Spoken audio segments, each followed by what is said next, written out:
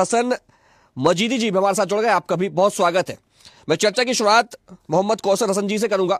मोहम्मद कौसर, कैसे देख रहे हैं आप इस बयान को लेकर, क्या कहेंगे? सीधी प्रतिक्रिया। फर्स्ट बात मैं कहना चाहूंगा इस बारे में हम्म कि अरशद मदनी ने जो बयान दिया है हम्म ये जिन्नावादी मानसिकता का प्रतीक है हम्म और ये द्वि राष्ट्रवाद के सिद्धांत को समर्थन करने वाला ये बयान भारत जैसा लोकतांत्रिक देश जहां पर फैसला मेरिट के आधार पर होता है, योग्यता के आधार पर होता है, उस जगह पर ये बयान देना कि यहाँ पर कोई चांसलर मुसलमान नहीं बन सकता, वाइस चांसलर मुसलमान नहीं बन सकता, तो इनको मालूम होना चाहिए। सबसे पहले तो मैं आपके चैनल के माध्यम से इनकी जानकारी में मजीद इजाफा कर देना चाहता हूं कि आंध्र प्रदेश और बिहार जैसे दो राज्यों के सारे विश्वविद्यालयों के कुलाधिपति जो हैं वो एक मुसलमान हैं। बिहार में राज्यपाल आरिफ मोहम्मद खान और आंध्र प्रदेश में रिटायर्ड जस्टिस सैयद नजीर अहमद साहब। देखिए, इस तरीके के बयानात देकर के कहीं ना कहीं देश के मुसलमानों को कटघरे में खड़ा करने का काम खुद अरशद मदनी कर रहे हैं। देश का आम मुसलमान हमेशा से 1947 के बाद से जो इस देश में रह रहा है उसने ऐसे तत्वों को हमेशा खारिज किया है और यही कारण है कि मुस्लिम लीडरशिप की राजनीति करने वाली जितनी भी राजनीतिक पार्टियां हैं वो उनका वोट प्रतिशत कभी भी 2% के आगे नहीं बढ़ पाया। तो ऐसे लोग जो किसी पार्टी की, मैं किसी का नाम नहीं लेना चाहता हूं, ये किसी सियासी जमात का की बी टीम होने के नाते ये सारे मुसलमानों को बदनाम करने का काम कर रहे हैं। दरअसल इस तरीके के बयान दे करके इससे देश के मुसलमानों का कोई भला नहीं कर रहे हैं बल्कि देश के मुसलमानों को बदनाम करने का ही काम कर रहे हैं। लेकिन ऐसे बयानों को कैसे रोका जाए? क्योंकि ऐसे बयानों से कुछ जो है वो युवा वो भटक जाते हैं, गुमराह हो जाते हैं और फिर उसका परिणाम पूरी की पूरी कौम और उनके परिवार को भुगतना पड़ता है। ये बयान समाज में खाई खोदने का काम करते हैं। इन बयानों को कैसे रोका जाए, क्या किया जाए?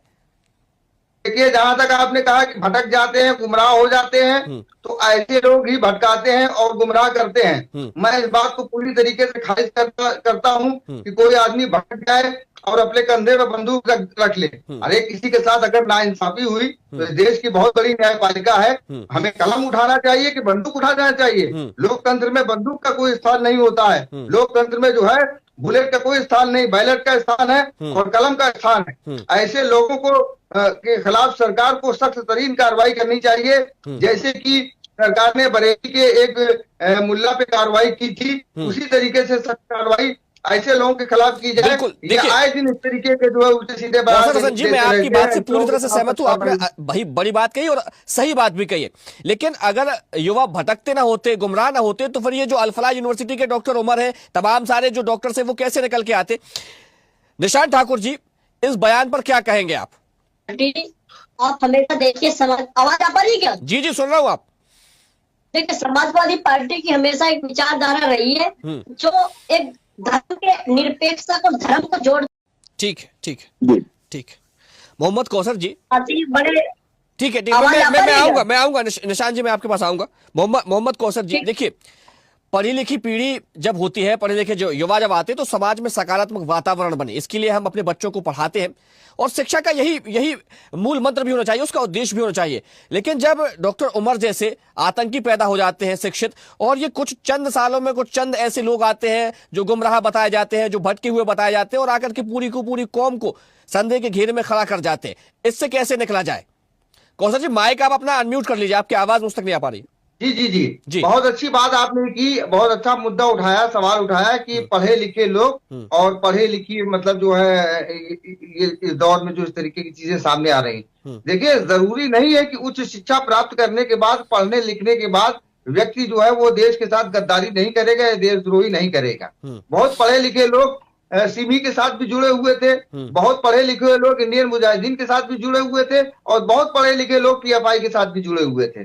जरूरी नहीं है कि पढ़ने लिखने के बाद उनके अंदर इंसानियत की विचारधारा आ जाए। अच्छी विचारधारा आने के लिए अच्छे विचारों का होना जरूरी है। दुर्भाग्यवश हमारे देश में 1947 के बाद मुसलमानों के बीच में जो भी कार्यक्रम चलाए गए, जो भी कार्य किए गए शिक्षा के क्षेत्र में या यूनिवर्सिटियों के क्षेत्र में या विद्यालयों के क्षेत्र में, तो जानबूझ करके कट्टरपंथी तत्वों के तबकों को ही प्रोत्साहित करने का काम किया गया। जो देश की समावेशी विचारधारा है, सूफी विचारधारा, दुर्भाग्यवश उस विचारधारा को हमेशा खत्म करने का काम किया गया। जो 1947 से पहले देश को विभाजित करने का आंदोलन चला रहे थे, वही उसी विचारधारा के लोग 1947 के बाद देश के प्रमुख प्रतिष्ठानों में शामिल हो गए, सत्ता के गलियारों में शामिल हो गए और वो मुसलमानों को फैसला करने लगे।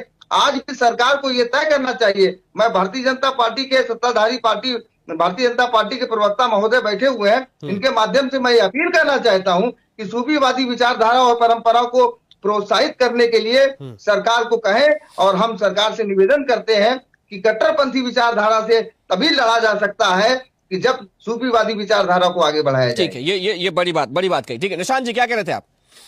निशांत ठाकुर जी, उनका संपर्क लगता टूट गया है।